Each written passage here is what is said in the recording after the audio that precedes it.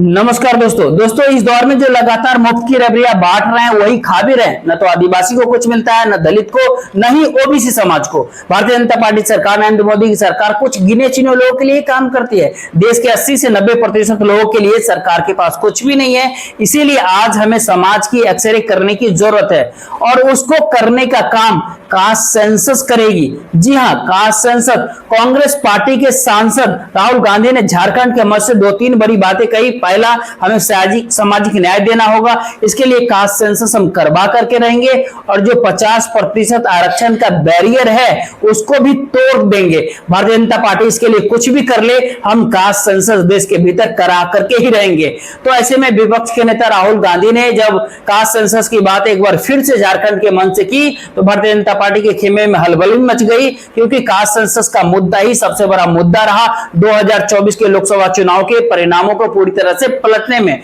क्योंकि भारतीय जनता पार्टी मान करके चल रही थी कि 2024 के लोकसभा चुनाव में वो 400 पार सीट जीतेगी, लेकिन भारतीय जनता पार्टी के विजय रथ को कांग्रेस ने और खास करके कांग्रेस के नेता राहुल गांधी ने वो 240 सीटों पर भारतीय जनता पार्टी को रोक दिया और इसी की वजह से झारखंड के भीतर राहुल गांधी ने फिर से एक बार वही मुद्दा उठाया तो भारतीय जनता पार्टी के भीतर खलबली मच गई। कैसे झारखंड के भीतर राहुल गांधी ने पहले दिन चुनावी मुकाबले से भारतीय जनता पार्टी को बाहर कर दिया, इसी बात पर आज चर्चा करेंगे और तथ्यवार तरीके से बताएंगे। कांग्रेस सांसद और लोकसभा में विपक्ष का नेता राहुल गांधी झारखंड पहुंचते हैं। झारखंड ने फिर झारखंड के मन से संविधान सम्मेलन को संबोधित किया और लगातार राहुल गांधी ने संविधान बचाओ का नारा लगाते हैं। इसी तरह के कार्यक्रम करते हो कि वो लोग कार्यक्रम नहीं करते हैं, वो कई सारी चीजों भी पिछले दिनों से लगातार करते हुए दिखाई पड़ते हैं। जो बातें वो कहते हैं, जो करते हैं, मतलब कथनी और करने में कोई फर्क नहीं है। इस तरह की बातें जरूर कोई कह सकता है। अचानक से दलित बस्ती में राहुल गांधी जाते हैं, वाल्मीकि मंदिर में जाते हैं, तो ये सारी चीजें बताती है कि विपक्ष के नेता राहुल गांधी सिर्फ संविधान बचाने की बात ही नहीं करते हैं। और इसी के तर्ज पर, इसी अंदाज में आगे बढ़ते हुए कांग्रेस पार्टी पूरे देश भर के भीतर संविधान बचाओ सम्मेलन कर रही है। उसी को संबोधित करने विपक्ष के नेता राहुल गांधी झारखंड पहुंचे थे। इस दौरान विपक्ष के नेता राहुल गांधी ने कहा कि जब भारतीय जनता पार्टी के लोग आदिवासियों को वनवासी कह देते हैं तो क्या बताना चाहते हो, क्या कहना चाह रहे हैं? वो आपके जीवन जीने के तरीके, आपके इतिहास, आपके विज्ञान को वो कहीं ना कहीं नष्ट करने की कोशिश कर रहे हैं, जिसका आप हजारों साल से पालन करते हुए आ रहे हैं। उन्होंने कहा, राहुल गांधी ने कहा कि आदिवासी का अर्थ है कि पहले जो मालिक थे, वनवासी का जो अर्थ है वो जंगल में रहते हैं। राहुल गांधी क्या कुछ कहते हैं, बकौल राहुल गांधी क्या कहते हैं? भारतीय जनता पार्टी के लोग जब आदिवासी को वनवासी कह करके बुलाते हैं तो क्या बताने की कोशिश करते हैं? आपका जो इतिहास, आदिवासी का जो इतिहास है, जीने का जो तौर तरीका है, आपकी जो फिलॉसफी है, आपकी साइंस है, मेडिकल साइंस है आदिवासियों का, जिसको हजारों साल से चला रहे हो, उसको भारतीय जनता पार्टी एक झटके में खत्म करना चाहती है। भारतीय जनता पार्टी कहती है कि देखिए, आदिवासी का मतलब क्या होता है? आदिवासी का मतलब जो सबसे पहले है, जो सबसे पहले मालिक थे। वनवासी का क्या मतलब होता है? भारतीय जनता पार्टी क्या कहते हैं? जो जंगल में रहते हैं। फर्क देखिए, मान लीजिए, समझ लीजिए कि तमाम सारे आदिवासी जहां आप बैठे हुए हैं, वो मान लीजिए घर है, मकान है, वो उस मकान में सबसे पहले आप पहुंचे, वो मकान को आपने तैयार करवाया और उस मकान की जमीन आपकी होती है, छत आपका होता है, दीवार आपका होता है और आपको कह दिया जाए कि आप वनवासी हो, आप मकान में नहीं रह सकते हो, आप जंगल में रहो, आप जंगल में जाओ, मकान तुम्हारा नहीं है।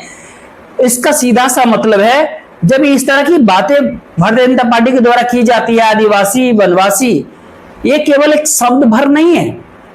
बकौल राहुल गांधी का कहना था, राहुल गांधी कहना है ये पूरा आपका इतिहास है, केवल इतना भर नहीं। आगे राहुल गांधी ये भी कहते हैं कि हम भारत के शिक्षा व्यवस्था के भीतर भी आदिवासियों के बारे में केवल 10 से 15 लाइन ही होता है। इनका इतिहास क्या है, जीने का तौर तरीका क्या है, उसके बारे में कुछ भी नहीं लिखा होता है। आपके बारे में ओबीसी शब्द प्रयोग किया गया। क्या यही आपका नाम है? किसने बताया आप पिछड़े हो? आपका जो हक है वो आपको नहीं मिलता, नहीं दिया जाता। जिन तमाम लोगों ने इस देश को गढ़ा, किसान, मजदूर, बढ़ई, नाई, मोची का इतिहास कहाँ है? यानी विपक्ष के नेता राहुल गांधी ने, क्योंकि झारखंड के भीतर थे और झारखंड में सभी जातियां हैं और जातियों के आधार पर ही वहां पर चुनाव होते हैं। झारखंड के विधानसभा चुनाव होना भी है, झारखंड के भीतर जातियों का काफी बड़ा महत्व होता है। पिछले जितने भी चुनाव रहे उसमें बहुत ज्यादा असर झारखंड के भीतर दिखा गया है जातियों का। यानी ये कहे कि जातियों के आधार पर ही वहां पर वोटों का बंटवारा होता है। इन तमाम सारी बातों को ध्यान में रखते हुए विपक्ष के नेता राहुल गांधी ने एक अच्छी स्ट्रेटेजिकल तरीके से वहां पर बयान दिया, भाषण दिया और विपक्ष के नेता राहुल गांधी का बयान का असर होता हुआ कहीं न कहीं झारखंड के भीतर असर होता दिख रहा है। भारतीय जनता पार्टी खेमे में कहते हैं ना खलबली मच रही है और राहुल गांधी के झारखंड के भीतर एंट्री करते ही है। जिस तरीके से विपक्ष के नेता राहुल गांधी ने झारखंड के भीतर सभी जातियों को एक साथ पिरोने की कोशिश की, चाहे ओबीसी हो, आदिवासी हो, दलित हो, सभी को एक ही कटोरा में लाने की कोशिश की। कोशिश केवल इतना नहीं, उन्होंने आगे किसानों की भी बात की, मजदूरों की बात की, अग्निवीर की भी बात की। इससे कहीं ना कहीं भारतीय जनता पार्टी परेशान है। भारतीय जनता पार्टी को समझ नहीं आ रही है कि विपक्ष के नेता राहुल गांधी ने इस तरह का चुनावी बिगुल झारखंड के भीतर फूका, इसकी काट भारतीय जनता पार्टी क्या ढूंढेगा। तो विपक्ष के नेता राहुल गांधी ने आगे दावा किया कि राष्ट्रपति आदिवासी है। पहली बार कोई आदिवासी राष्ट्रपति बना, लेकिन जब संसद का उद्घाटन किया गया और राम मंदिर का उद्घाटन हुआ तब उनको इसलिए भी नहीं बुलाया गया क्योंकि वो आदिवासी समाज से आते हैं। उनकी जगह बड़े बड़े कॉर्पोरेट घराने को बुलाया गया, बॉलीवुड के एक्टर्स को बुलाया गया, हीरोइन को बुलाया गया। बकौल राहुल गांधी का क्या कहना होता है कि मगर उनके पास सब कुछ है। आज के दौर में सच्चाई ये है, बकौल राहुल गांधी का कहना है कि भारतीय जनता पार्टी के पास धन है, पैसा है, संस्थाएं हैं, मीडिया उनके पास है, यानी बल है पूरी तरह से। सीबीआई, ईडी और आईटी, ये सब कुछ, इनकम टैक्स डिपार्टमेंट जो होती है सब कुछ भारतीय जनता पार्टी के पास मौजूदा वक्त में होती है। आप ऐसे में आप पूछेंगे कि सही भैया सब कुछ भारतीय जनता पार्टी के पास है, तो फिर राहुल गांधी के पास है। तो राहुल गांधी के पास सच्चाई है, ईमानदारी है और राहुल गांधी को कुछ और नहीं चाहिए। आप सब कुछ ले लो, आप संस्थाएं ले लो, आप सब कुछ दे लो, धन ले लो, बल ले लो, संस्थाएं ले लो। जब तक राहुल गांधी के पास सच होगा, राहुल गांधी के पास ईमानदारी होगा, सारा का सारा न्याय राहुल गांधी को मिलेगा। विपक्ष के नेता राहुल गांधी ने बिरसा मुंडा का भी जिक्र किया, गुरु नानक देव जी का भी जिक्र किया। उन्होंने आगे बताया कि भारत देश ने नरेंद्र मोदी जी को बता दिया कि हम बिरसा मुंडा जी, नारायण गुरु जी, बसवन्ना जी, भगवान बुद्ध जी और फुले जी की सोच के ऊपर आक्रमण नहीं होने देंगे कभी। बकौल राहुल गांधी का कहना है कि हम इस चुनाव में केवल हमने एक काम ही किया, एक काम किया कि हमने दिखाना शुरू कर दिया। और सबसे बड़ी बात और सबसे गहरी बात है कि हमने केवल ये दिखा करके बताया कि हम इसकी रक्षा करेंगे, संविधान की रक्षा करेंगे, आपको जो करना है कर लो। और हिंदुस्तान की प्रधानमंत्री नरेंद्र मोदी ने 2024 के लोकसभा चुनाव के बाद क्या किया आपने देखा, देश ने बताया आपको कि जो आप कर रहे हो, जो आक्रमण आप बिरसा मुंडा जी की सोच के ऊपर कर रहे हो, झारखंड के भीतर गुरु नानक जी के सोच के ऊपर प्रहार कर रहे हो, नारायण गुरु जी के सोच के ऊपर प्रहार करते हो, बस बना की सोच के ऊपर कर, और बुद्ध भगवान, फूले जी, इन तमाम लोगों की सोच के ऊपर जो भारतीय जनता पार्टी की तरफ से अटैक किए जाते हैं वो राहुल गांधी कभी भी करने नहीं देंगे। यानी कि ये कहे कि विपक्षी नेता राहुल गांधी ने इशारे में लोकसभा चुनाव 2024 का जिक्र करके भारतीय जनता पार्टी के उन गहरे जख्म को कुरेद दिया जिसको भारतीय जनता पार्टी अभी तक उससे उभर नहीं पाई। क्योंकि भारतीय जनता पार्टी इस बात को मान करके चल रही थी कि इस बार 400 पार लेकर के सीटें आएंगी। और फिर जिस तरीके से विपक्ष ने इस तरह के मुद्दे उठाए थे कि अगर भारतीय जनता पार्टी 400 पार लेकर के आई तो संविधान के भीतर बदलाव हो जाएगा। ये केवल विपक्ष ने ही नहीं कहा था, भारतीय जनता पार्टी के कई बड़े नेता की तरफ से भी इस तरह के बयान 2024 के लोकसभा चुनाव के दौरान आए थे कि आप भारतीय जनता पार्टी को 400 पार लेकर के आए, उसके बाद से संविधान के भीतर बदलाव होगा।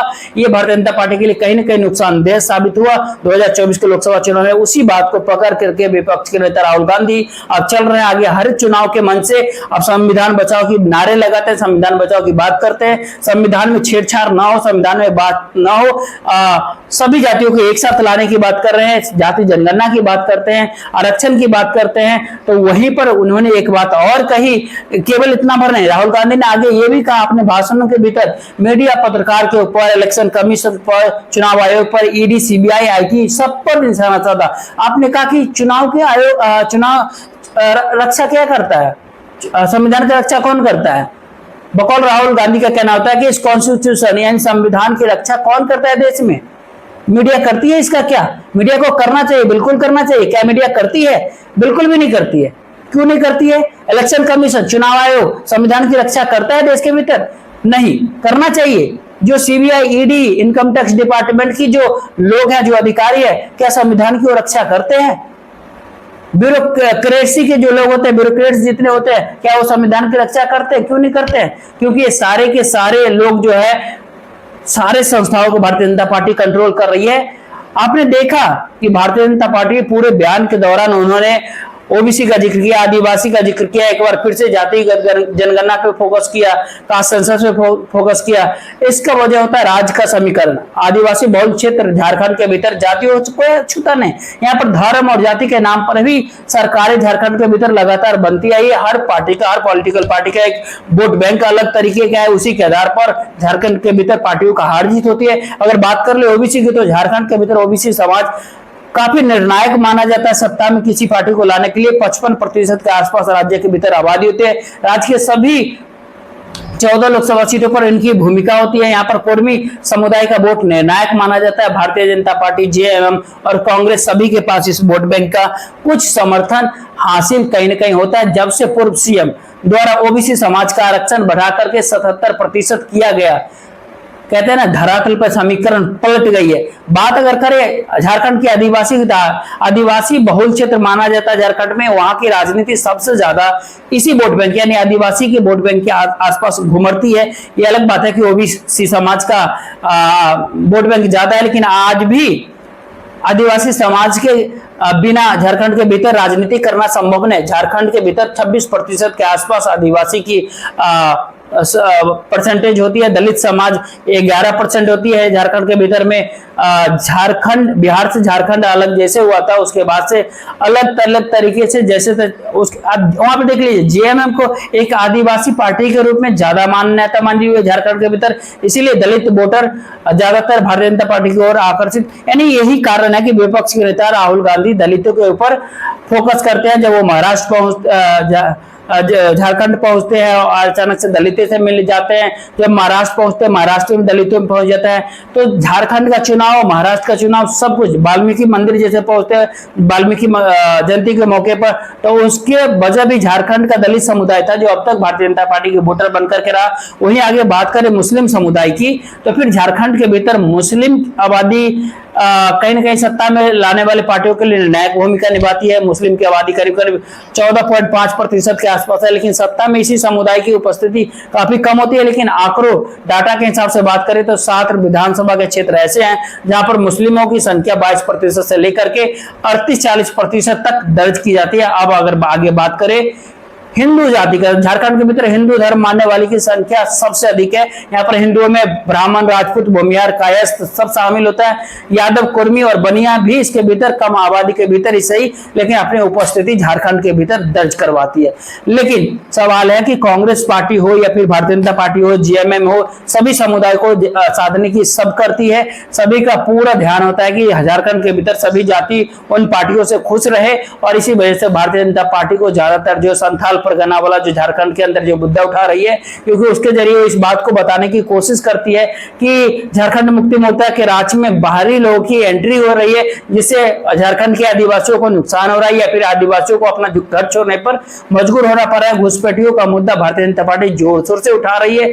वही दूसरी ओर अगर देखेंगे तो कांग्रेस पार्टी लगातार देश के भीतर अलग अलग जगहों से संविधान बचाओ की नारे लगा रहे हैं, जाति जनगणना की बात कर रही है। तो देखना पड़ेगा कि झारखंड के जो वोटर हैं वो किसके बातों पर ज्यादा यकीन करती है, ज्यादा भरोसा करती है, किसकी बातों पर ज्यादा यकीन भरोसा कर लेती है। और ये देखने को अब 23 नवंबर के जब चुनाव के परिणाम आएंगे झारखंड के और महाराष्ट्र के, तो उसमें ही सारा कुछ साफ हो पाएगा। तो फिलहाल इस वीडियो को दीजिए हमें इजाजत, वीडियो को शेयर और चैनल को सब्सक्राइब जरूर कर लीजिए, साथ ही वीडियो को लाइक कर दीजिएगा। जय हिंद।